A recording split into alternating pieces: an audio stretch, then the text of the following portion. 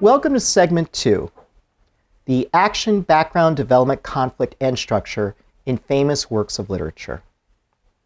Now, one of the great things about learning the ABDCE structure, which we talked about in the prior segment, is realizing that you already know this structure. You're familiar with the structure because you've absorbed it in so many stories that you've read or are familiar with already. Let's take a look at the structure in 3 stories that you probably already know. F. Scott Fitzgerald's The Great Gatsby, William Shakespeare's Romeo and Juliet, and Harry Potter and the Sorcerer's Stone.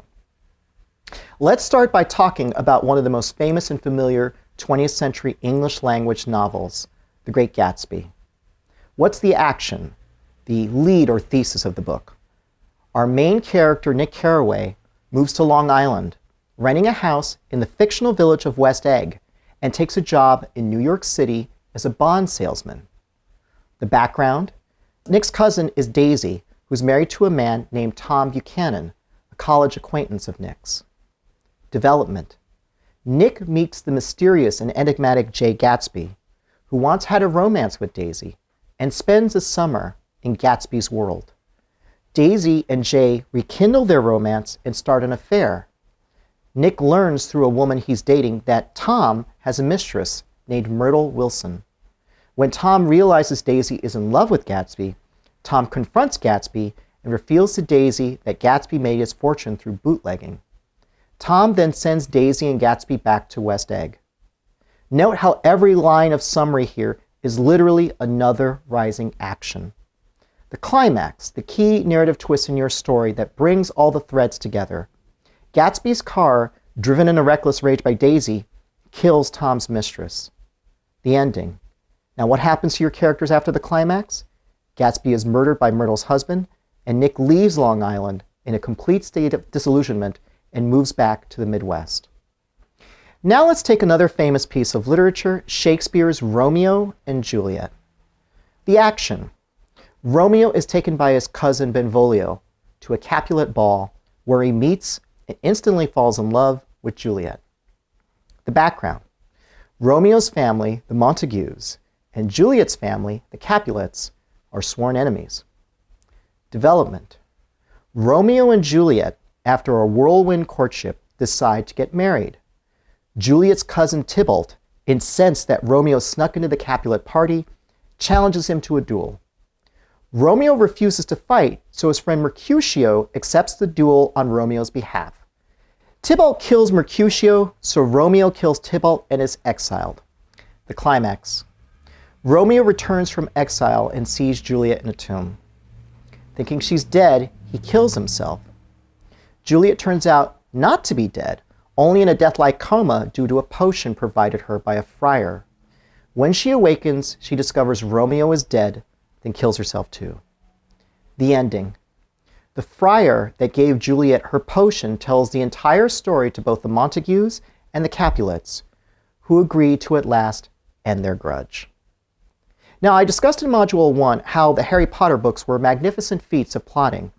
But how does one of those books fit into the 5-act ABDCE structure that I just outlined for you? Let's take a look at Harry Potter and the Sorcerer's Stone. Action. Harry Potter, an orphan that's being mistreated by his horrible aunt and uncle, the Dursleys, learns just before his 11th birthday, via a hand-delivered message from a half-giant named Rubeus Hagrid, that Harry is a wizard.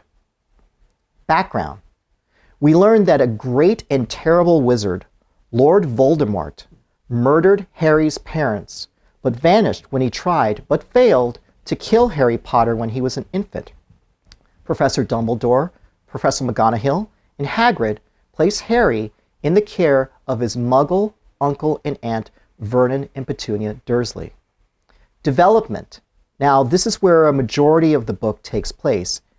Harry learns what it means to be a wizard and starts discovering the wizard world.